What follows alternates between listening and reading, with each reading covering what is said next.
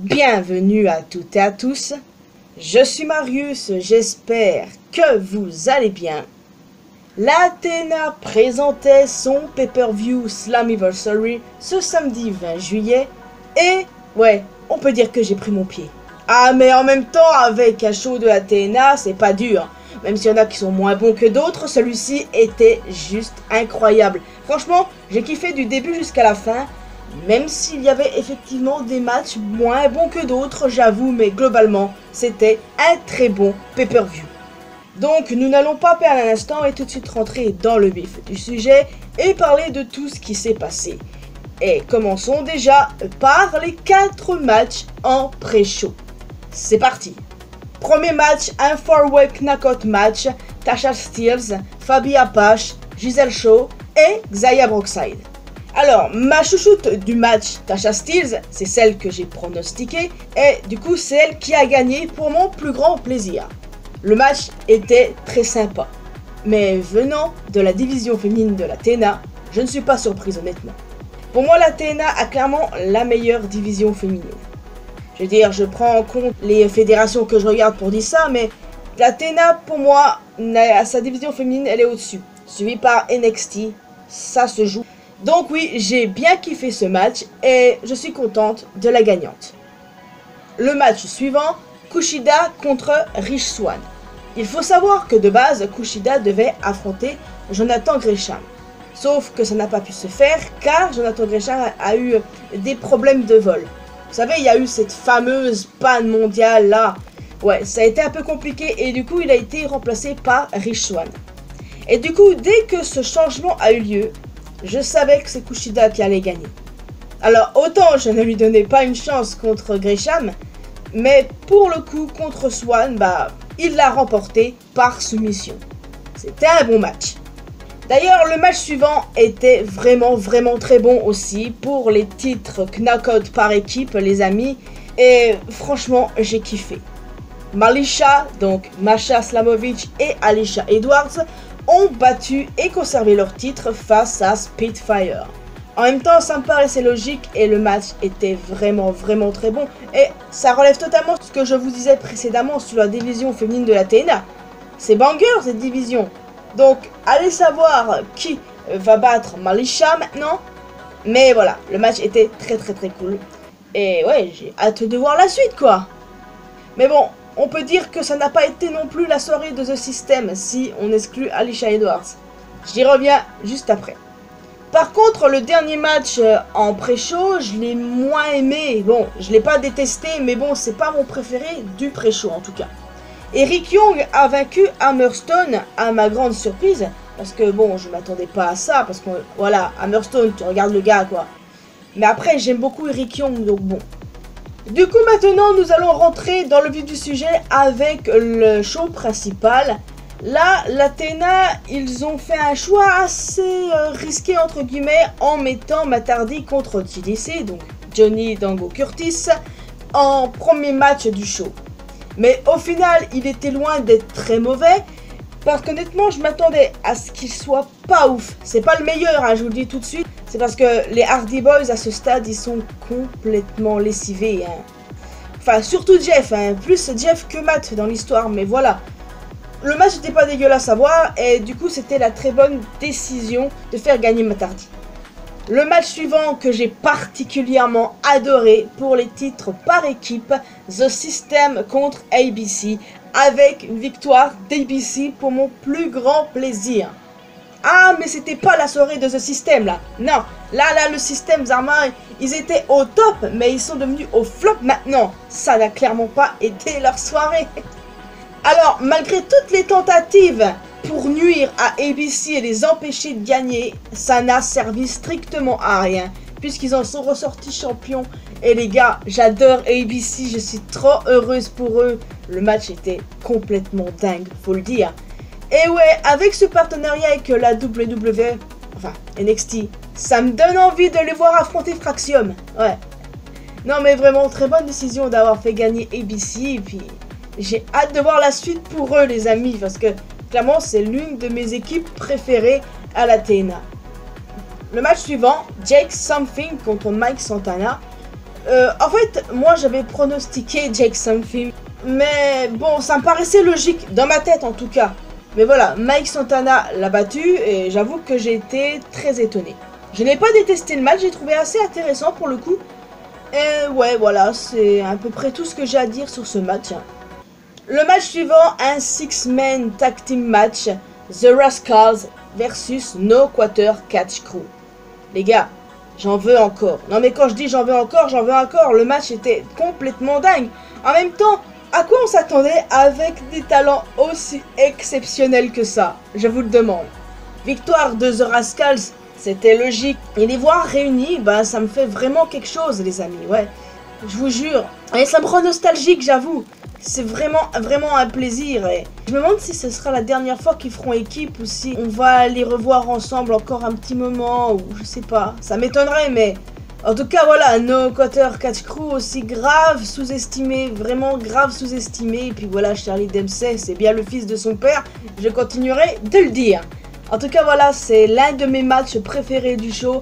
Le match suivant pour les titres Digital Media et International Heavyweight Wrestling Championships. Un Montréal Street Fight entre PCO et le champion AJ Francis. Alors très honnêtement, j'ai bien fait de pronostiquer PCO.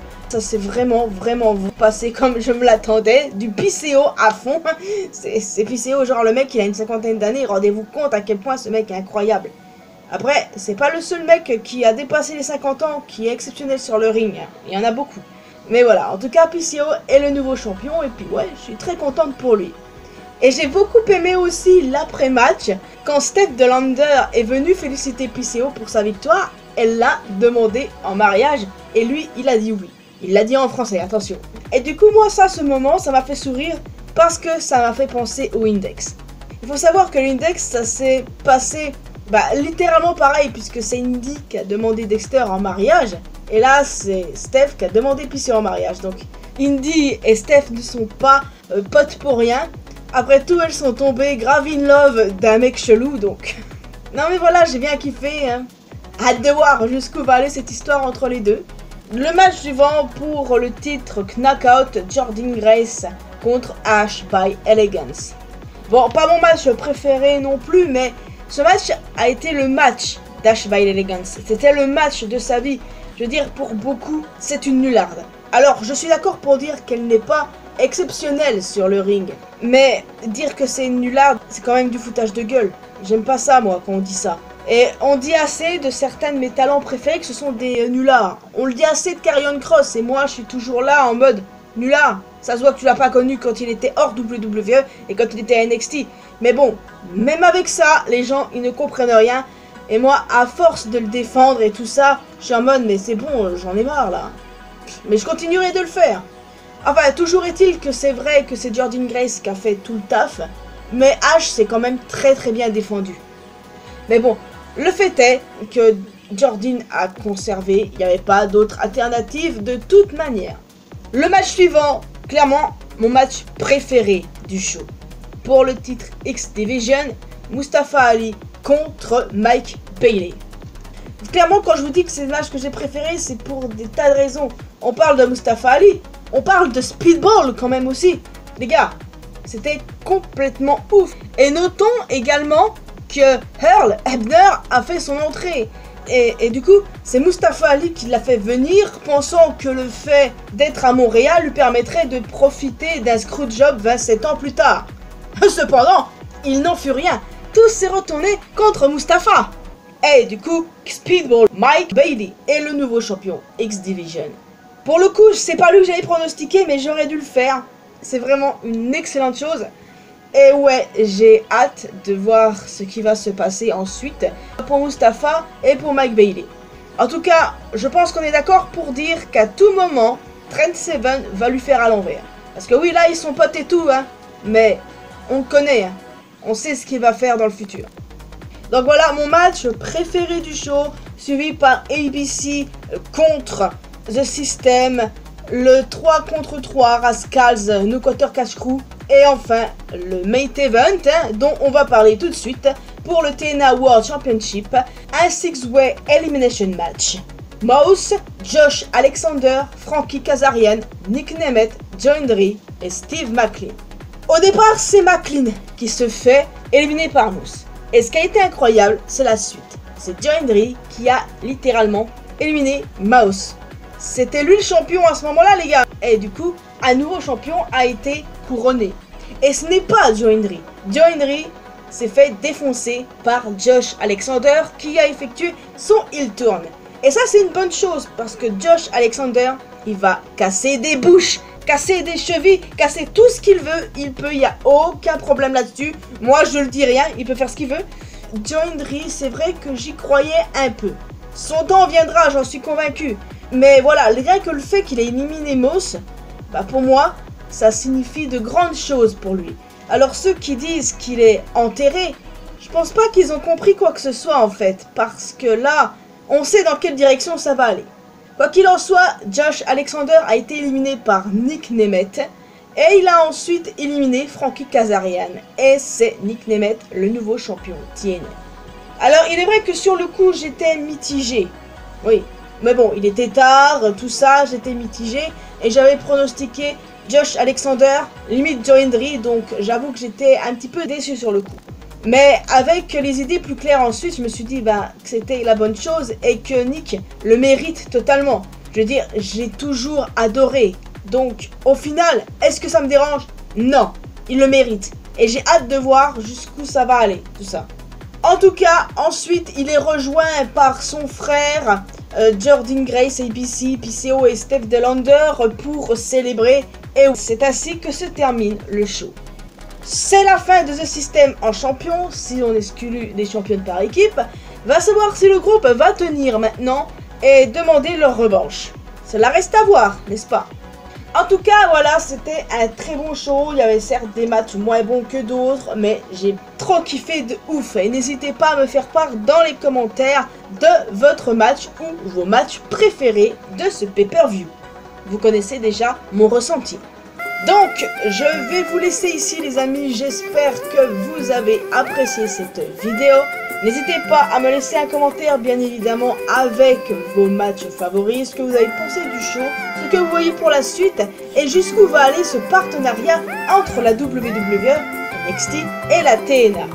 Moi tout ce que je demande c'est un show commun, un World Collide. C'est tout ce que je demande, c'est tout ce que je veux voir. Et franchement, ce partenariat, moi, il me hype de ouf. Et n'hésitez pas aussi, si vous voulez, à me faire part de vos dream matchs entre la TNA et la WWE. Vous pouvez compter NXT, mais aussi le main roster, éventuellement. En plus d'un commentaire, n'hésitez pas à laisser un petit pouce bleu, ça fait toujours plaisir. Vous pouvez me retrouver sur mes réseaux sociaux, les liens sont bien évidemment dans la description. Et le plus important, abonnez-vous à cette chaîne ainsi qu'à ma chaîne principale pour qu'on puisse se retrouver dans une prochaine vidéo. Bye bye.